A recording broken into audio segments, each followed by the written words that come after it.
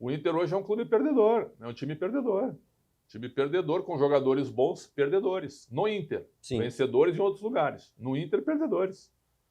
E aí, assim, ó, muito eu falo de dirigentes também, né? Muita gente acha que não conta isso. Eu acho que conta sim. Tem dirigente que não nasceu para ganhar no futebol.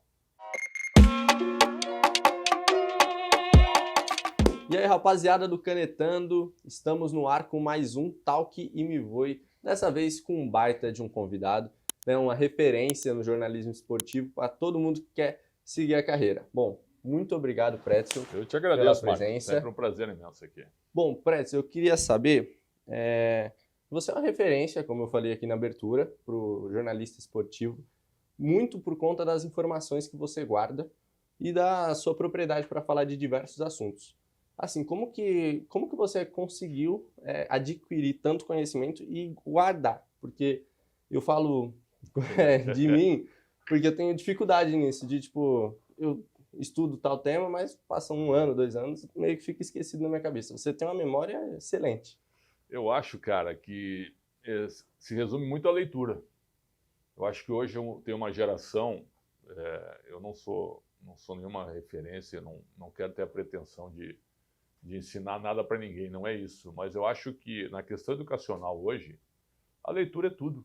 Uhum. Né? Depois que se criou o mundo digital, o que aconteceu? Né? Talvez a tua geração não tenha o hábito de ler, Sim. certo? De ler de forma disseminada. Livros, jornais, papel, que não tem mais. É tudo no digital, tudo no celular. Tudo muito rápido, tudo muito sabe como é que é? Superficial muitas vezes, porque tu tem um texto grande no digital, tu lê um parágrafo e larga. Sim. Certo? Eu não estou dizendo que tu faz isso, né? Mas tem uma geração nova que costuma fazer isso. Então, acho que o fundamental de você adquirir conteúdo e aumentar o teu vocabulário e ter esse perfil, por exemplo, é você ler. Ler, ler e ler. Se tu entrar na minha casa lá, tem uma estante com livros de tudo quanto é jeito, de livro de não ficção, biografia, livro de ficção, história, certo? Eu adoro história, eu amo história. Acho que a história representa muito o que a gente pode passar e do que a gente pode aprender também. Mas o fundamental é a leitura. Então, a memória, ela vem, é claro, isso não é dom, isso faz parte de você fixar as coisas, né? De ter uma certa facilidade.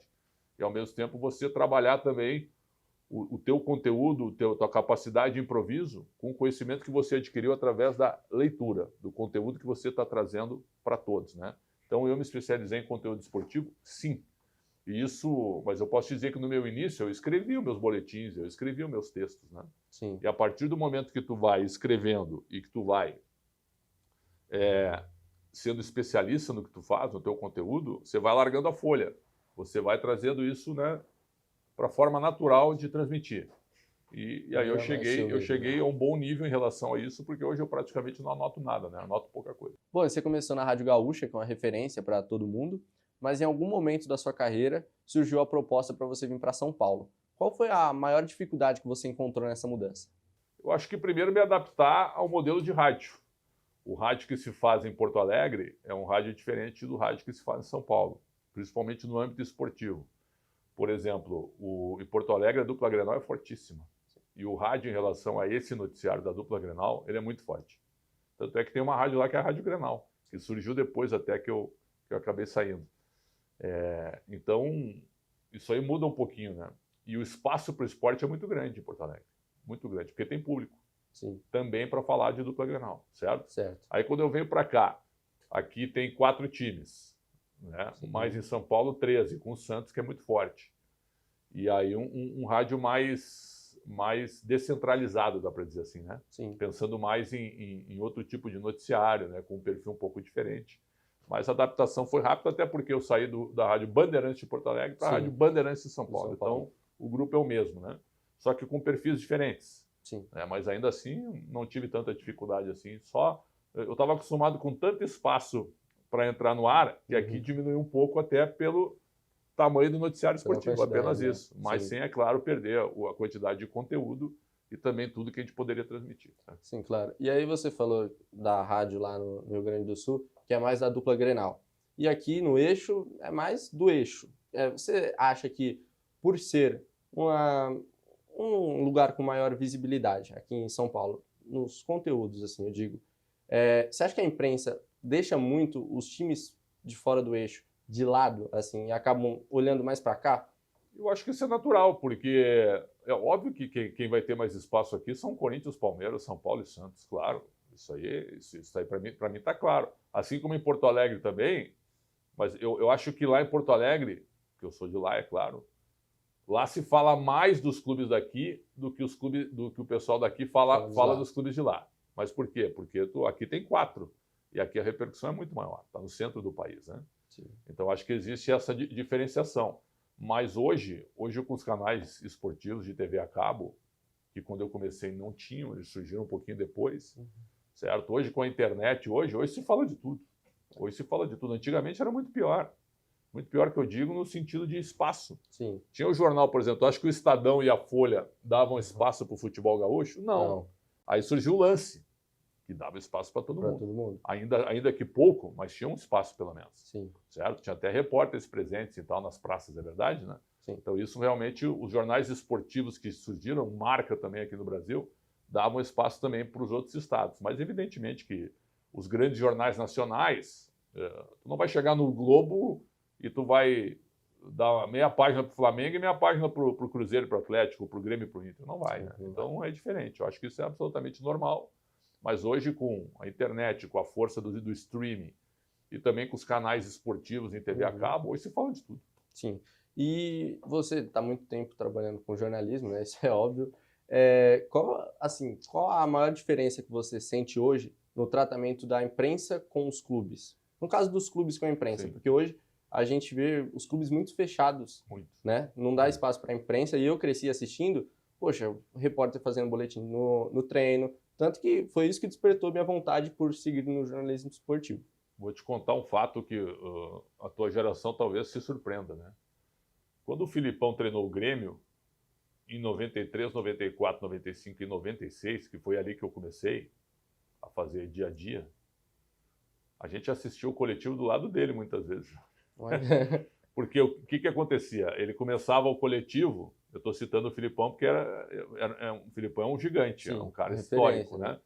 E aí a gente começava o coletivo, todo mundo na área reservada para a imprensa, certo? E ele na área dele ali, né? Separados. Sim. Mas daqui a pouco, quem ia apitar o coletivo, titulares contra reservas, era um auxiliar. E o Filipão, querendo ou não, dava uma encostada ali perto da imprensa, ficava na beira do gramado para conversar, para trocar uma ideia e tal. Até para sentir o que a gente estava achando. E daqui a pouco saiu um negócio. E aí, Filipão, pô, Paulo Nunes está treinando bem, não sei o quê. Não, está treinando muito bem e tal. E esse menino da base, esse reserva aí tá bom, assim. Surgia assim, tinha esse tipo de papo natural, cara. Um debate sobre futebol. E não tinha problema nenhum. Hoje isso é impensável, né? Hoje isso é impensável. Eu estou falando de 93 para cá, são 31 anos já, né? É isso, passa o tempo, né? Passa o tempo. Passa o tempo, passa muito rápido. Então, a gente tinha acesso à seleção brasileira. Eu vou te falar que na Copa de 2006, onde o Brasil tinha uma baita seleção e onde foi mal na Copa, caiu nas quartas para a França, o Zagallo era o auxiliar do Parreira, e o Parreira era o técnico, né? Sim. A seleção era aberta, cara. Aberta. Tinha sempre na chegada deles aos treinos, tinha chamada zona mista, que era um trabalho duro, mas os caras passavam na tua frente. Quem queria falar, falava. O Adriano não queria falar com ninguém. Pelo menos você tinha a oportunidade de tentar, né? Mas até o Ronaldo Nazário, em determinado momento, parar para dar entrevista. O Kaká, que depois foi o melhor do mundo, certo? O Ronaldinho Gaúcho, o Cafu, Roberto Carlos. Então, assim, eu estou falando de 2006, que não era tão fechado assim. Mas aí, a seleção hoje ela virou um produto da CBF, né? A CBF tomou a seleção para ela, então cria algumas regras realmente difíceis. Mas agora me parece que com a volta do Rodrigo Paiva as coisas vão melhorar bastante. Já deu para notar na última data com o Dorival Júnior, que também é um treinador muito acessível e afável com a imprensa, sabendo da importância da imprensa, né? Porque a imprensa sempre esteve com a seleção brasileira. Sim. Sempre esteve. Só que na era Dunga, o Dunga fez o seguinte em 2010. Vai ser igual para todo mundo, para tirar o privilégio, por exemplo, da Rede Globo. Porque ele achava que não era interessante para a seleção. Por causa da Copa de 2006, que na cabeça do Ricardo Teixeira foi muito aberta e que prejudicou o Brasil porque o acesso era muito grande. Mas nem 8 se desconcentraram. Mas nem 8 nem 80. Nem uma prisão nenhuma festa, mas algo acessível. Equilibrado. Algo equilibrado, algo acessível, para que o produto fosse bom para todo mundo, certo? Isso não aconteceu e não tem acontecido na seleção brasileira. E nos clubes, eles usaram a pandemia, que era aberto antes da pandemia. A gente tinha acesso em todos os clubes. Usaram a pandemia como desculpa. Usaram a pandemia como desculpa, certo, para fechar definitivamente. Certo. O que é um grande prejuízo. Porque quando tu ganha, a torcida fecha com o clube contra a imprensa, quando tu está ganhando. Certo. Quando tu está perdendo, o que os torcedores fazem? Também não abrem os treinos, a gente não sabe o que está acontecendo. Não sabe o que acontece. Aí a nota oficial não serve, certo? Certo. A chapa branca só serve quando tu está ganhando. Sim. Aí o torcedor fica de braço cruzado. Não, a imprensa não tem que entrar mesmo, porque está ganhando. Mas quando começa a perder e começa a não ter nenhuma entrevista, não ter nada, que aí todo mundo se fecha, o que os torcedores fazem? Inverte. Não abre o clube, a gente não sabe o que está acontecendo, assim não dá. Então é tudo em cima de resultado também. Sim. E você citou agora do Dorival na seleção, né? Você acha que a CBF acertou na decisão de trocar o Diniz pelo Dorival ou você acredita que foi muito cedo? Eu acho que o Diniz sofreu muito com o boato. Eu estou chamando de boato agora, né? Porque com o Ancelotti na seleção, né?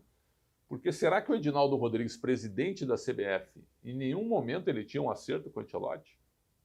Saiu da cabeça dele assim, eu vou lançar o nome do Ancelotti e vou deixar aqui. Não é possível que ele tenha inventado. Não é possível que ele não tenha nada, que ele tenha inventado. Então eu acho assim, eu acho que ele combinou, ele tinha a palavra do Ancelotti, eu imagino. Sim. Tinha um acerto verbal entre eles, sem testemunhas, entre eles. Mas quando em janeiro desse ano deu aquele problema com o Edinaldo, se ele ia continuar ou não na presença da CBF, o Ancelotti puxou o carro. Deve ter visto assim, e deve ter tirado informações. E aí? Sim. O cara é presidente ou não é? Eu vou para lá sem ter essa segurança? Sem ter certeza, né? E aí eu acho que ele puxou e renovou com o Real. Não vou e vou ficar aqui no maior clube do mundo. E aí o que se criou? Se criou, é claro, um presidente sob liminar. E aí a gente não sabe até onde vai o Edinaldo, né? Segundo os presidentes de federações atuais, o Edinaldo é o presidente da CBF até o final do mandato. Mas alguém garante? Não dá para garantir, não dá pra garantir. Depois então, do que aconteceu. Eu acho que o Ancelotti se preocupou com isso.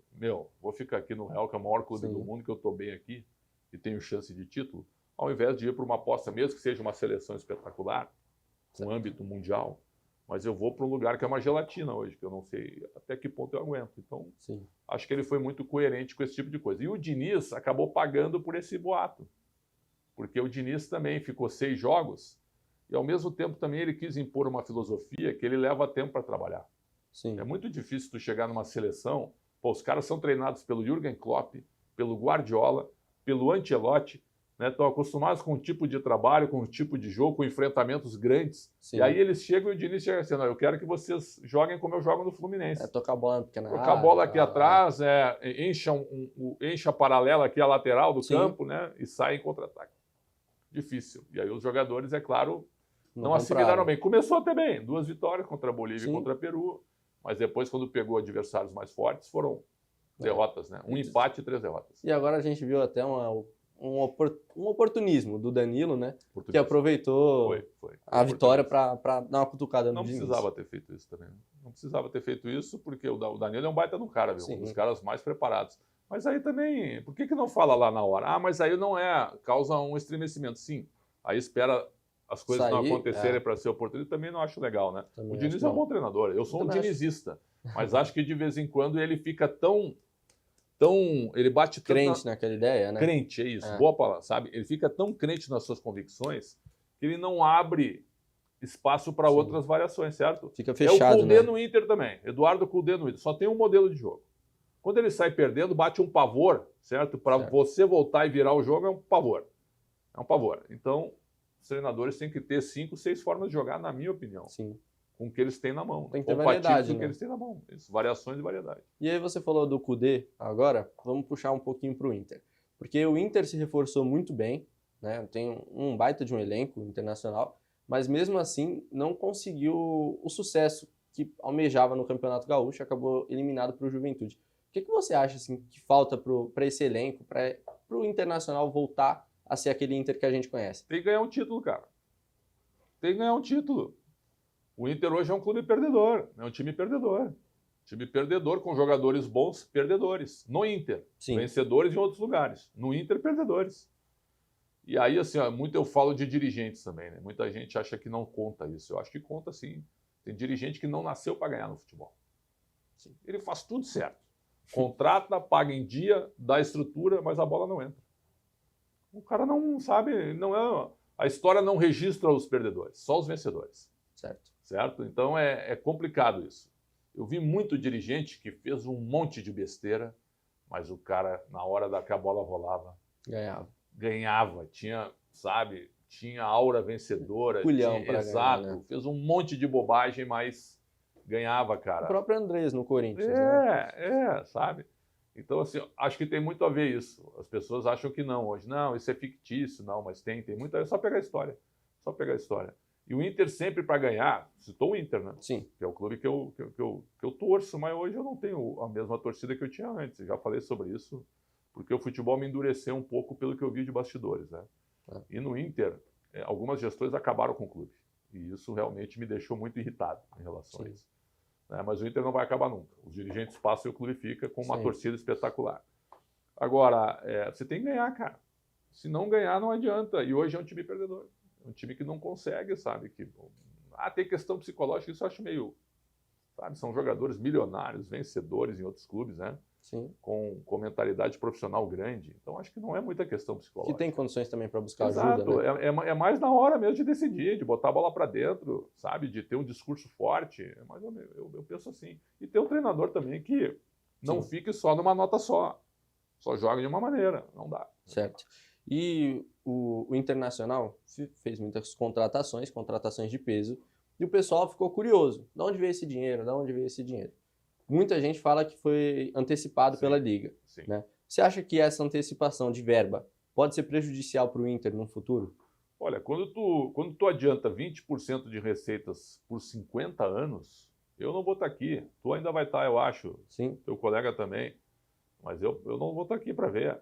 Então, uma geração não vai estar aqui para ver. Inclusive o próprio presidente, certo? Que assinou um acordo onde ele não vai estar para ver. Então, eu acho que foi bem arriscado. Agora, ele garante que não tem nada comprometido, que o dinheiro foi utilizado para pagar dívidas e para deixar o time sustentável, e que o próximo presidente vai ter um clube praticamente zerado. Eu quero ver para crer. Tomara, Isso né? aí daqui a 2 anos. Quero ver para crer. Que as contratações não foram nenhuma loucura. Né? Porque teve muito jogador livre no mercado. Sim. E aí tu não paga custo de transferência, tu aumenta as luvas. O salário, né? a luva. E aumenta o teu salário. São caros, são.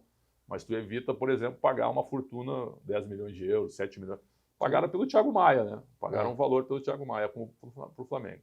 Vamos ver até onde vai isso. Mas o Inter já vem de uma certa falência administrativa e financeira, um pouco recuperada, um pouco respirável agora, para ter resultado de campo. Conseguir um fôlego, né? Exato, conseguir um fôlego para ter resultado de campo.